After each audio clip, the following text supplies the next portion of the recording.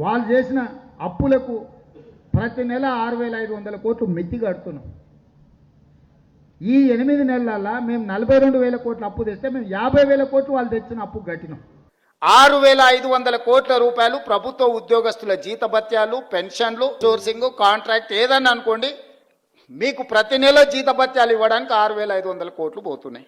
ఇంకొక 6,500 కోట్లు అయ్యగారు చేసిన అప్పులకు తప్పులకు ప్రతి నెల 10 తారీఖు లోపల కట్టాల్సి వస్తుంది. 7 లక్షల కోట్ల అప్పులు చేసిండు, కాళేశ్వరం లాంటి తప్పులు చేసిండు.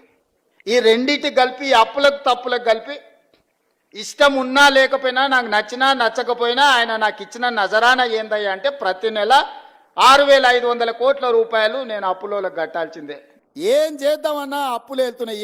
ఏ గూట్లో చేయి పెట్టినా అప్పుల సిట్టి కాగితమే బయటికి వెళ్తుంది. ఆ ఎల్ల సంవత్సరానికి 6,500 కోట్ల రూపాయలు అప్పు కట్టేది ఉండే. ఇవాళ ఈ మొనగాడు చేసిన పనికి నెల 1వ తారీఖు నాడు, ప్రతి నెల 1వ తారీఖు నాడు 7,000 కోట్ల రూపాయలు మిత్తి కడుతున్నాం. 60 నెలలు నాకు అధికారాన్ని అప్పచెప్పితే నెలకు 10,000 కోట్ల రూపాయల చొప్పున 6 లక్షల కోట్ల రూపాయలు ఆయన గారు చేసిన అప్పులకు తప్పులకు ఈ రోజు నేను పాయమాలు కట్టాల్సి వస్తుంది. ఏమిరా బాలరాజు, ఏమిరా ఉపయోగం దేశానికి నీ వల్ల?